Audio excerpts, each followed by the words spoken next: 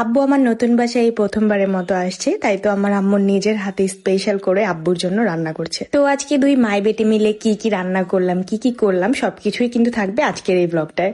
সবাই হয়তো বা জানেন যে দীর্ঘ কয়েকদিন যাবত ধরে আমার আম্মু আমার বাসাতেই আছে আমার সাথে। তো ফাইনালি আমার আব্বু আমার আম্মুকে নিতে আসছে। যদিও আজকের দিনটা আমি অনেক বেশি খুশি কারণ আব্বু আসতেছে, বাট একটু দুঃখ হচ্ছে কারণ আম্মু চলে যাবে। আজকে বাসায় আব্বু আসবে শুনে আম্মুকে বলে রাখছিলাম যেন সকাল সকাল আমাকে ডাক দেয়, কারণ প্রতিদিন ঘুম থেকে উঠতে প্রায় দুপুরই হয়ে যায়, বলা যায় 11টা-12টা বেজে যায়। আজকেও তার ব্যতিক্রম নয়, আজকে একটু আর্লি উঠেছিলাম, মানে একটু 11টা-12টা থেকে 1 ঘন্টা আগে, মানে 10টায় উঠেছিলাম। উঠেই দেখেন একটা ঠিকঠাক বানিয়ে ফেলছি, চোখ মুখ একদম ফুলে গেছে। তারপর উঠে আপনাদের ভাইয়া আর আজানের জন্য প্রথমে নাস্তা রেডি করতে চলে আসলাম।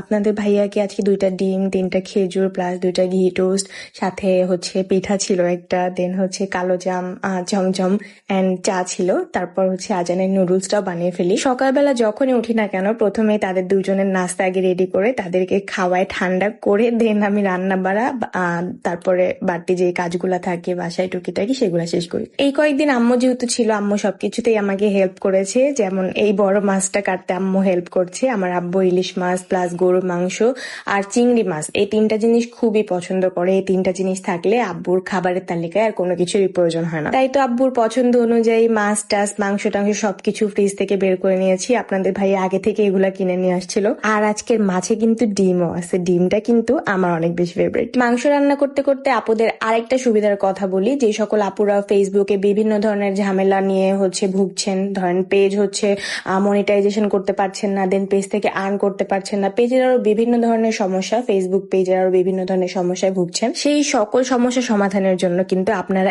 এই পেজে নক দিবেন এন্ড এই ভাইয়ের সাথে কথা বলে আপনারা আপনার পেজের সকল সমস্যা সমাধান করতে পারবেন। ভাইয়ার পেজ কিন্তু আমি উপরে মেনশন করে দিলাম, তাই ইনবক্স করে ফেলেন আপনার ফেসবুক পেজে যে কোনো সমস্যা সমাধানে। এই তো দেখেন আপনাদের সাথে কথা বলতে বলতে আমার গরু মাংস রান্নাটা শেষ, আর ইলিশ মাছটা আম্মু স্পেশালি আব্বুর জন্য রান্না করবে, কারণ আম্মুর ইলিশ মাছ রান্না আব্বু খুবই পছন্দ করে। নিশ্চয়ই রান্নাঘরে হাতুড়ি দেখে আপনারা অনেক বেশি হচ্ছে অবাক হচ্ছেন। অবাক হওয়ার কিছু নাই, আসলে আমার বাসায় শিলপাটা নাই, ব্লেন্ডারে আমি সবকিছু ব্লেন্ড করি, বাট আম্মুর ধারণা হচ্ছে ব্লেন্ডারে ব্লেন্ড করে খাওয়াটা বেশি মজাদার না, শিলপাটায় বেটে খাওয়া বেশি মজাদার।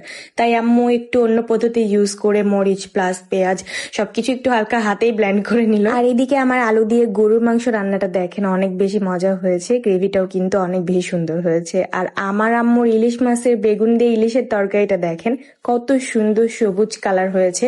আম্মু কিন্তু এখানে এক ফোঁটা বা কোনো রকমের কোনো মরিচ, শুকনা মরিচ ইউজ করে নাই, আর স্পেশালি মাছও কিন্তু ফ্রাই করে নাই। আর আপনাদের ব্রাহ্মণবাড়ির এদিকে সবাই যে কোনো মাছ ফ্রাই করে দেন তরকারিতে দেন, বাট আমাদের পাবনাতে কিন্তু মাছটা তরকারির মশলাতে ভালোভাবে কষিয়ে নিয়ে তারপর মাছ রান্না করা হয়। ইলিশ মাছের এই বেগুন ঝোলটা খেতে যে কি পরিমাণ মজা হয়েছিল এটা হয়তো বা না খাইলে আপনারা বুঝতেই পারবেন না। ফাইনালি আমার রান্না শেষ না হতেই আব্বু চলে আসছে। আব্বুর জন্য তাড়াতাড়ি করে আমি হচ্ছে ভাত বসাই দেই, কারণ আমার আব্বু অনেক বেশি ক্ষুধা লাগছে, কারণ সকালবেলা আব্বু রওনা করেছিল সেই সুদূর পাবনা থেকে। আব্বু এসেই তো তার নাতির সাথে খেলাধুলায় বিজি হয়ে গেছে, আর আমি ওই দিকে বাকি কাজগুলা টুকিটাকি সেরে ফেলি, আর এইদিকে একটু ভিডিও ক্লিপস টিপস মাঝে মাঝে নিচ্ছিলাম, যেহেতু আপনাদের সাথে আমাকে শেয়ার করতে হয়। আব্বুর সাথে অনেক বেশি খুশি খুশি লাগতেছিল, কিন্তু একটু মন খারাপও হচ্ছিল, কারণ আমার আম্মু এইবার প্রায় 1 মাসের মতো আমার কাছে ছিল।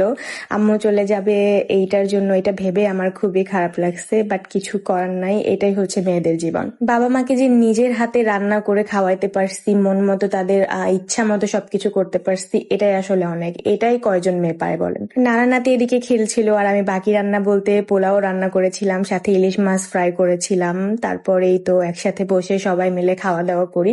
আজকে মাছ ভাজিটা এত বেশি মজা হয়েছিল, মাছের ডিমটা তো অনেক বেশি পছন্দ আমার, আর যে কোনো মাছ ভাজি করলে আমি এক্সট্রা তেল রাখি, যেটা আমি ভাতের সাথে মিক্সড করে খাই। তো আমার মতো কে কে আছেন এরকম মাছ ভাজি তেল দিয়ে ভাত মাখিয়ে খাইতে পছন্দ করেন? আজকের ভিডিওটা এই পর্যন্ত শেষ করছি, দেখা হয়ে যাবে সবার সাথে নেক্সট ভিডিওতে। ততক্ষণ পর্যন্ত সবাই ভালো থাকবেন, নিজেদের খেয়াল রাখবেন। আল্লাহ হাফিজ।